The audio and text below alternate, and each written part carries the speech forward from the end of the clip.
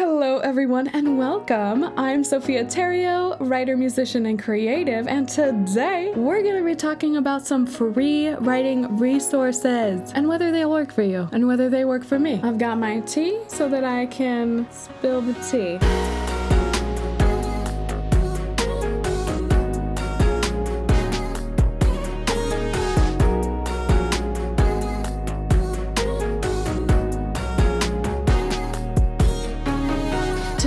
Talking about Milanote and Obsidian, which are two writing resources that I see a lot sponsored with other creators, and I just want to know, and maybe you do too, what's the catch? They are free, so basically what are we not getting here? So let's open up Milanote. Hello? Don't look at my password.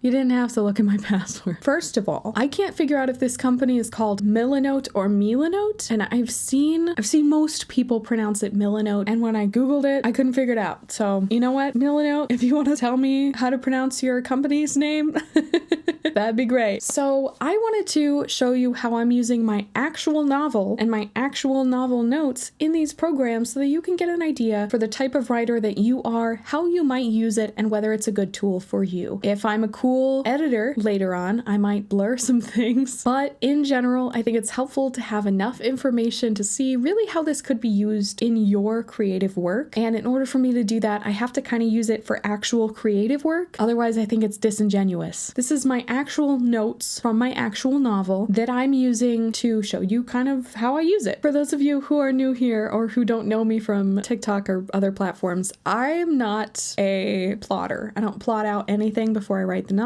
I just write it and then I fix it. So for me right now in the drafting process, I don't have an outline and I'm not gonna. So I instead have the chapter titles and the word count of each chapter, a total word count for the novel, and a little note down here which has to do with a specific plot point happening right now in the book. Right now being, I guess, chapter 8. So over here I have a document, ideas for upcoming scenes, and then fragments is something that I use a lot. It's a term that I use for pieces of writing that I maybe took out of the context that aren't even like a page or a scene or anything. They're just a little slice. If I'm going to delete or rewrite a description especially, but I think the description I have is good, it just doesn't belong in this spot, I will put it here so I can keep it and use it later, and that's great. So right away, love the functionality of that. Let's look at what we got going on here. Character Hub has 18 cards, so I did include pictures, characteristics, and backstory for my two main characters, my main character and the love interest. And I have a little bit of information in the center about the side characters. I do think this is pretty easy to navigate. Really, to create a new page of any kind, you just create a new board. You can add anything you want, and there's templates. You don't have to use the templates. I didn't use the template for this page, so it's very customizable, very visual, and very intuitive in that sense. You can learn these things by doing them and messing around with it like I did. I didn't really watch tutorials and I figured things out and it was a lot of fun. That being said, I think for me as an artist, I'm a very visual person. I really like being able to see things laid out. I have a color scheme for my whole Milanote account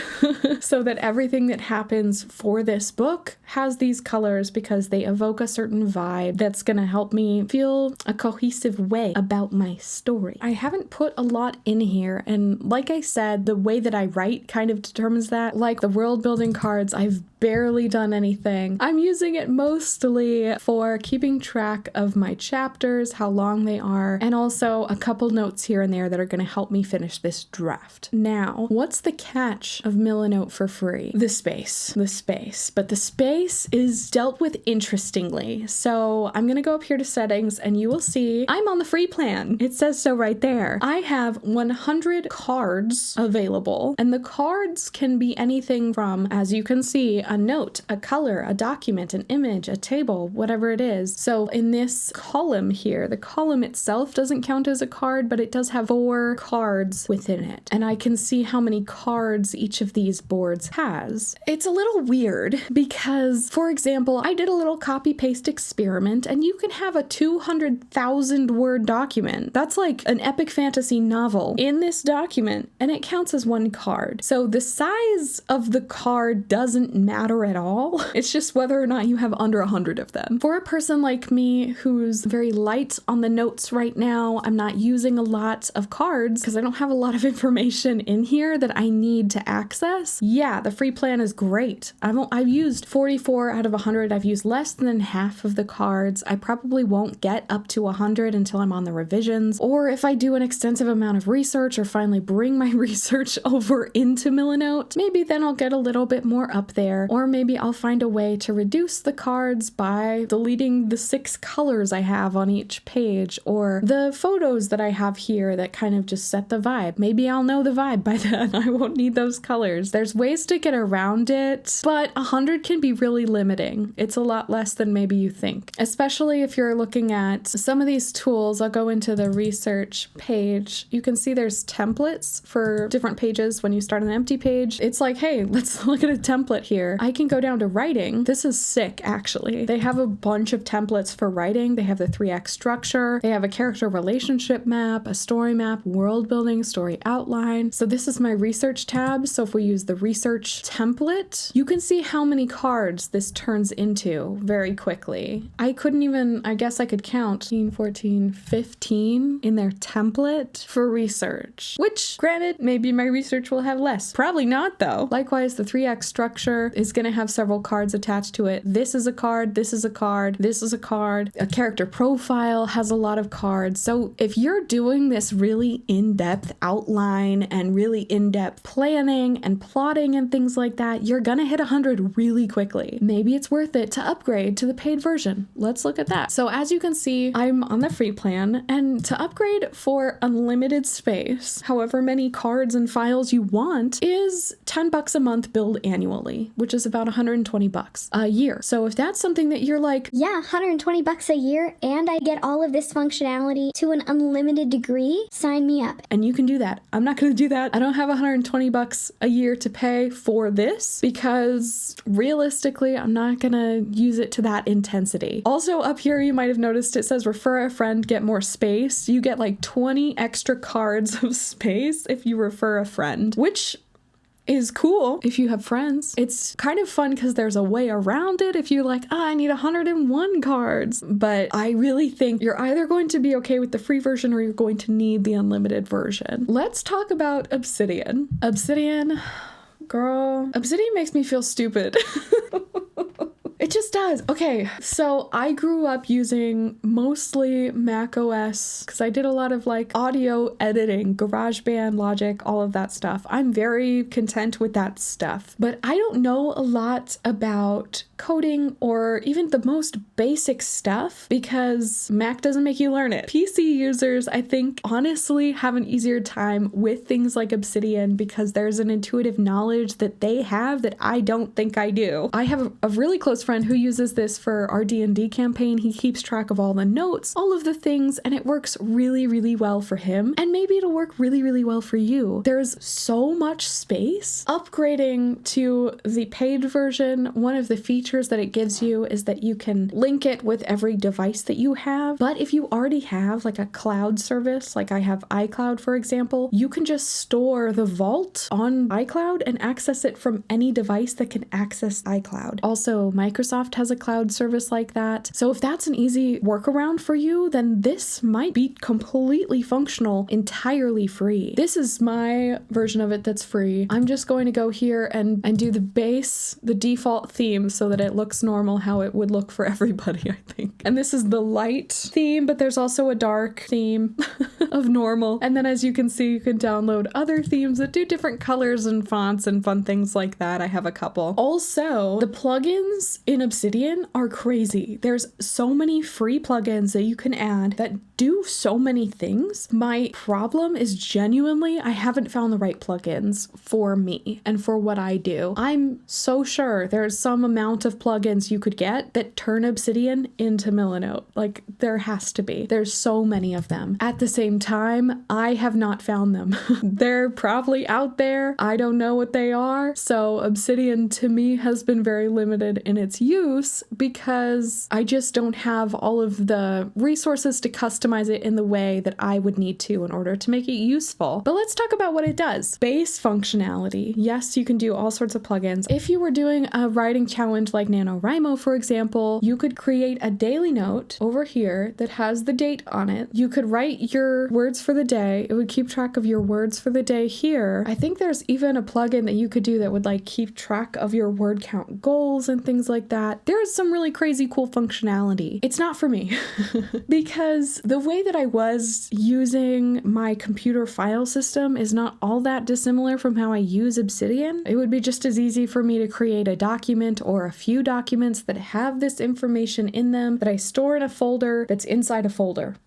That's what this feels like to me. There's other stuff you can do, like a canvas that I don't fully understand this. You can link stuff. I'm going to link mythology research, or what am I doing? Something that I have that I've collected, and I can do a similar thing. There's even the same dot grid background that Milanote has. I could change the color here to be whatever color I want. I could make it, you know, like a cool whatever color. I could kind of create that little box here, but in order to put an image here, is a little complicated. You have to somehow save the image to the vault and then put it in here. It's just kind of a lot of steps for something that Milanote does really intuitively. Milanote, I can copy the image, I paste it, and Milanote's like, great, we put it here and you can drag it to wherever you want it to be. So I would say, yeah, Obsidian can do the things that Milanote does very easily, also for free, with more storage. There's also a slight bit of a learning curve that quite frankly doesn't exist for Milanote. Milanote, you just sign up and you go, and you can play around and figure things out really easily. Obsidian, there's a little bit more of a learning curve, and it might be less of a curve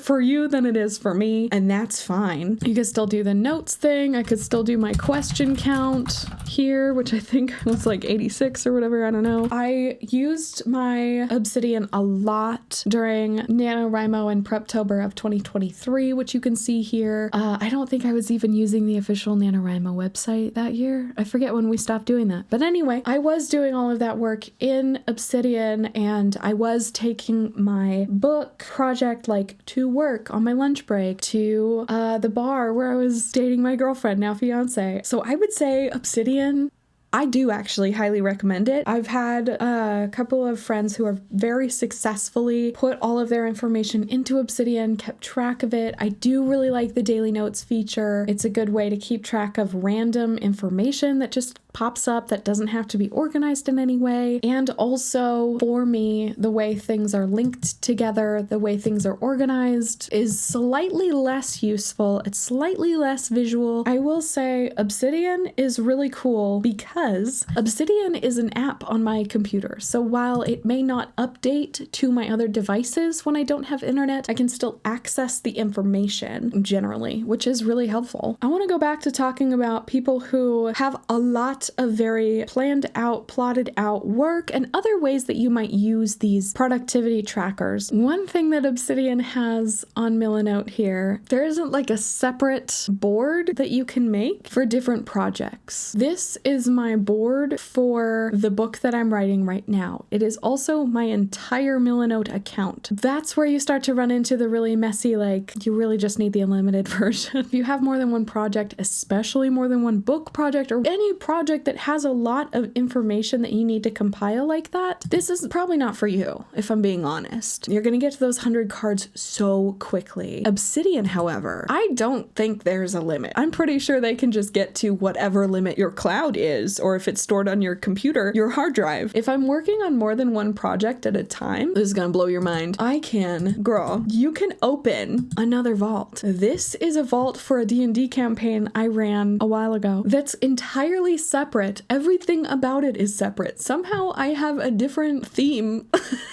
on this one. You can see I have session notes, session recaps, plans, all of this stuff. I have information about the NPCs. I do have images because look, I figured that shit out at some point. I just forgot how to do it. And guess what? It had no bearing on the space that I use for my novel. You can have however many vaults you want. It's so easy to create a new vault. As much as I say Obsidian is less intuitive than Milanote, if you can get over that hump and learn how to use it for your particular project, it's worth it. I can open an already existing folder. I could create a new one and it'll create the folder on my PC for me. So all of that being said, I prefer Milanote for the book project that I'm working on right now. It's got the functionality that I want. It's got those templates that I really like that make it so easy. And Obsidian's great if you're someone who has more than one project, if you have a lot of stuff that's going to be too much for the free tier of Milanote. So honestly, I do recommend both of these. I think they're both fabulous. Whether you're a game master for a game, writing a novel, putting together a creative project, or even just keeping track of other productivity features, both of these are really, really strong contenders in my opinion, and entirely free, entirely mobile, everything. I hope you have enjoyed today's little non-biased review. And